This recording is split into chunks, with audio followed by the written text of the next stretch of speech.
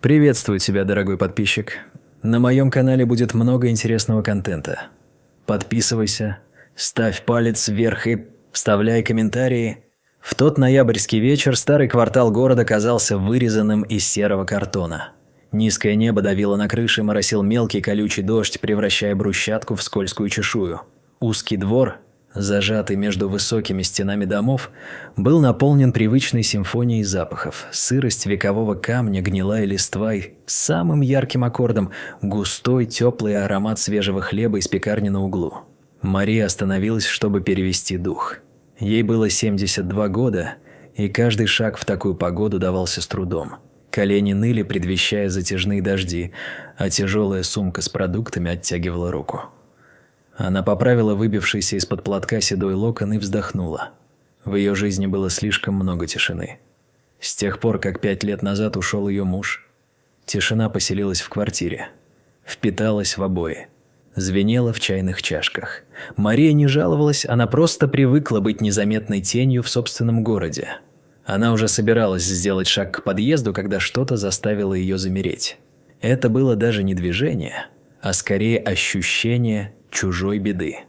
Взгляд Марии, привыкшей подмечать мелочи, скользнул к мусорным контейнерам, стоявшим в темном углу двора.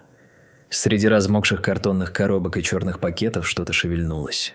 Сначала она приняла это за крысу, но затем услышала звук.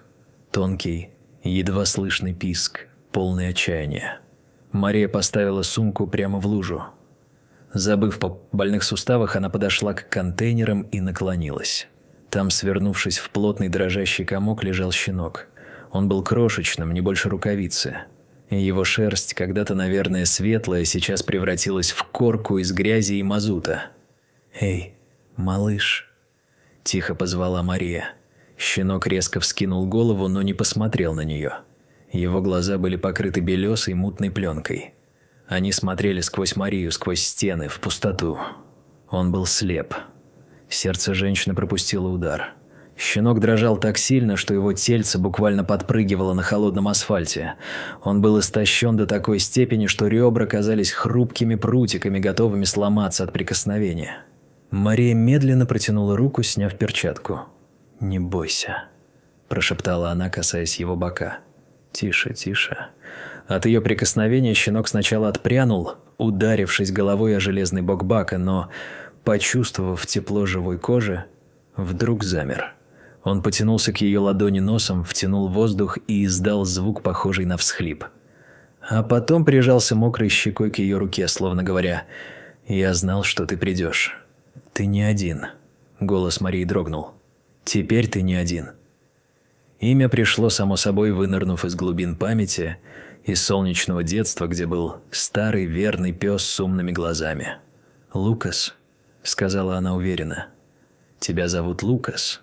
Она размотала свой толстый шерстяной шарф, бережно завернула в него грязный, пахнущий помойкой комок и прижала к груди. Сумка с продуктами так и осталась стоять в луже. Молоко, хлеб и яблоки теперь не имели никакого значения. Мария поспешила к светящейся вывеске ветеринарной клиники, что находилась через 2 квартала. В приемной клинике доктора Берга пахло спиртом и хлоркой. Сам доктор, высокий мужчина с глубокими морщинами на лбу и вечно усталыми глазами, встретил Марию сдержанным кивком. Они были знакомы много лет.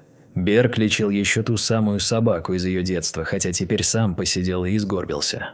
Он молча принял сверток, развернул шарф и положил щенка на смотровой стол.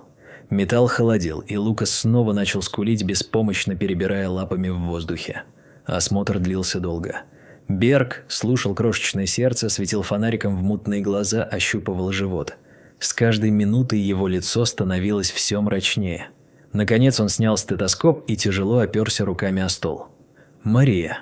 Его голос был тихим, лишенным профессиональной бодрости. Ему от силы 4 недели. Сильное истощение, обезвоживание. Инфекция на коже. Но главное, он указал на глаза щенка. Это врожденное. Он никогда не будет видеть. Он родился в темноте и останется в ней. Мария молчала, комкая в руках грязный край шарфа. «И что это значит?» – спросила она наконец. Берг потер переносицу. Это значит, что ему будет очень трудно. Собаке нужны глаза, чтобы понимать мир, а в его состоянии у него почти нет иммунитета. Шансы, что он переживет эту ночь, минимальны. Он посмотрел ей прямо в глаза, и в его взгляде читалось сочувствие, смешанное с горьким опытом. Иногда, Мария, самым милосердным решением бывает отпустить. Избавить от боли сейчас, чтобы не продлевать мучения. Усыпление будет быстрым. Он просто заснет в тепле. Слова ударили больнее, чем ноябрьский ветер. В ушах зашумело. Отпустить. Какое красивое слово для смерти. Мария посмотрела на Лукаса. Щенок лежал на боку, тяжело дыша.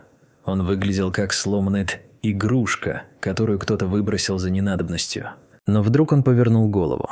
Он не видел ее, но его нос дрогнул. Он потянул воздух и попытался поднять голову, ища тот источник тепла, который принес его сюда. «Он живой», – прошептала Мария, и ее голос окреп. «Доктор, он ведь борется. Он лизал мне пальцы там, на улице. Он чувствует». «Чувствовать боль – это не жизнь», – мягко возразил Берг. «А чувствовать надежду». Доктор вздохнул. Он видел слишком много таких случаев. Энтузиазм спасателей, который гас через неделю, когда начинались реальные трудности, лужи на ковре, бессонные ночи, счета за лекарства. «Я дам вам несколько минут», – сказал он. «Подумайте. Я пока подготовлю все необходимое. На всякий случай». Он вышел из смотровой, оставив Марию наедине с ее находкой и страшным выбором. В комнате повисла звенящая тишина, нарушаемая лишь гудением лампы дневного света. Мария гладила грязную шерстку одним пальцем, и слезы катились по ее щекам. И именно в этот момент произошло нечто, что навсегда изменило ход этой истории. Дверь, которую доктор оставил приоткрытой, беззвучно распахнулась шире. В комнату вошла Селена. Селена была легендой этой клиники. Крупная пушистая кошка пепельно-серого цвета с пронзительными янтарными глазами. Она жила здесь уже несколько лет, считая клинику своей вотчиной. Персонал уважал ее, но не тискал. Селена была известна своим сложным характером. Она всегда держалась особняком, наблюдая за пациентами с высокой полки шкафа с выражением царственного безразличия. Она никогда не подходила к собакам. Никогда. Но сегодня снежная королева вела себя странно. Селена замерла на пороге, уставившись на стол. Ее хвост нервно дернулся. Мария затаила дыхание, боясь, что кошка сейчас зашипит или напугает и без того слабого щенка. Но Селена мягко прыгнула на стул, а оттуда на металлический стол. Она двигалась бесшумно, как туман. Подойдя к Лукасу, она склонила голову. Щенок, почуяв незнакомый запах, сжался и тихо заскулил. Кошка не отступила.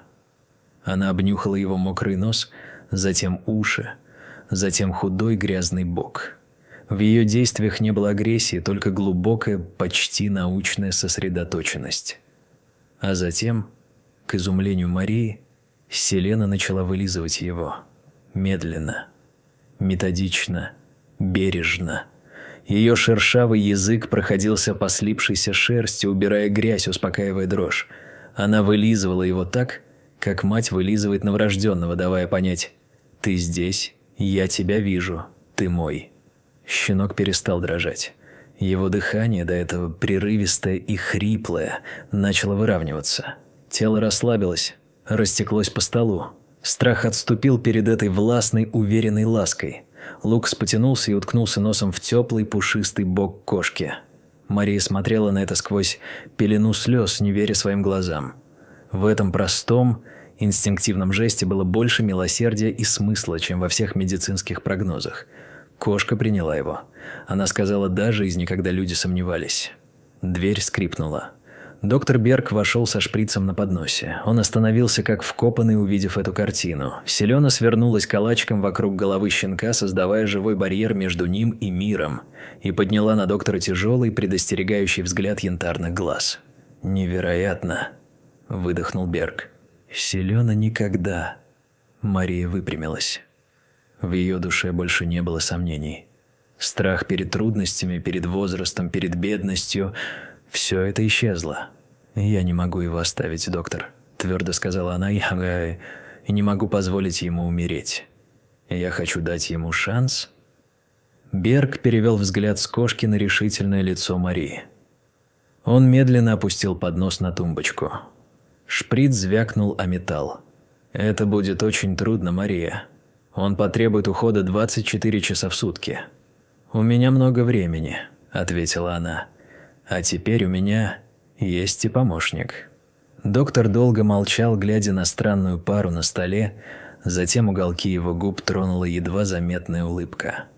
«Что ж, давайте попробуем». Так началась их новая жизнь. Жизнь, полная трудностей, маленьких побед и звуков. Квартира Марии преобразилась. Первым делом она убрала все ковры, о которые Лукас мог споткнуться. Мебель была сдвинута к стенам, острые углы обмотаны мягкой тканью. Но главным изменением стал звук. Мария развесила маленькие колокольчики на дверных ручках, а сама стала носить на домашней обуви бубенчики, чтобы Лукас всегда знал, где она находится. Первые недели были адом. Лукас был слаб, его мучили боли в животе, он терялся в пространстве и плакал по ночам пронзительно и тонко.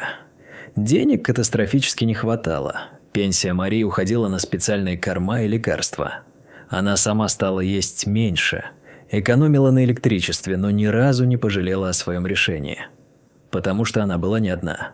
Селена, которую доктор Берг, скрипя сердце, отдал Марии, она все равно выбрала его, а не клинику, сказал он тогда. Стала ангелом-хранителем слепого щенка.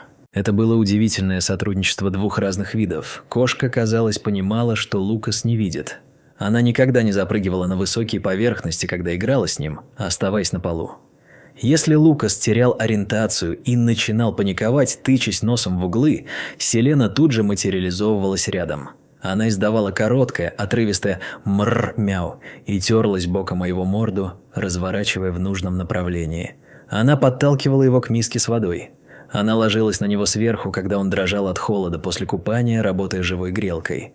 Ее громкое мурлыканье стало для щенка маяком безопасности в его темном мире. Дом, который годами был наполнен гулкой тишиной, теперь звучал. Звон колокольчика, цокот коготков по паркету, мягкие прыжки кошки, ласковый голос Марии. «Осторожно, Лукас, ступенька. Селена, присмотри за ним. Я на кухню». Со временем Лукас окреп. Его шерсть отмылась и заблестела, превратившись в густую золотистую шубу. Он оказался помесью овчарки и кого-то лохматого и добродушного. Он научился составлять карту мира в своей голове с помощью слуха и обоняния. Он знал, что если пахнет кофе, значит, Мария сидит в кресле. Если пахнет дождем, окно открыто. А если пахнет лавандой и шерстью, значит, Селена рядом. Селена тоже изменилась. Из замкнутой холодной одиночки она превратилась в заботливую, хоть и строгую наставницу. Она позволяла Лукасу жевать свои уши, в меру, спала, обняв его лапами, и шипела на дверь, если слышала подозрительный шум в подъезде. Спустя год Лукас превратился в статного, красивого пса. Да, его глаза по-прежнему оставались мутными, но в его движениях появилась уверенность. Он не шел, он гордо ступал, высоко подняв голову, прислушиваясь к эху своих шагов. В одну из годовщин их встречи Мария привела Лукаса и Селену на плановый осмотр к доктору Бергу. Пес, узнав запах клиники, радостно завилял хвостом, совершенно забыв, что когда-то здесь его приговорили к смерти. Берг долго смотрел на здорового, лоснящегося пса, который аккуратно сидел у ног Марии, касаясь боком ее ноги для ориентации. Селена сидела на соседнем стуле, вальяжно обвив хвостом лапы, и смотрела на доктора с видом победителя. «Я признаю свое поражение, Мария», – сказал доктор, снимая очки. «Вы сотворили чудо. Вы оба. Точнее, вы трое». Он помолчал, глядя на кошку. «Знаете, я ведь никогда не рассказывал вам историю Селены». Мария покачала головой. «Ее принесли к нам 5 лет назад», – продолжил Берг. «Ее сбила машина. Черепно-мозговая травма, переломы. Она была в коме несколько дней, а когда очнулась, она почти ничего не видела. У нее было временное помутнение роговицы и отек нервов. Она прожила в полной темноте 3 месяца. Она была беспомощна, напугана, шипела на всех от ужаса». Мария с удивлением посмотрела на кошку. Селена сидела неподвижно, лишь ухо чуть повернулось в сторону голоса. Зрение вернулось, но частично. Она видит хуже обычных кошек, закончил доктор. Но она помнит этот страх и ту беспомощность. Берг улыбнулся грустной, мудрой улыбкой. Наверное, поэтому она не смогла пройти мимо Лукаса. Она увидела в нем себя. Она знала, как страшно быть одному в темноте. Мария кивнула, чувствуя, как комок подступает к горлу. Она посмотрела, как Селена спрыгнула со стула, подошла к Лукасу и привычно лизнула его в нос. Пес радостно ткнулся в нее мордой. «Родственные души», – тихо сказала Мария.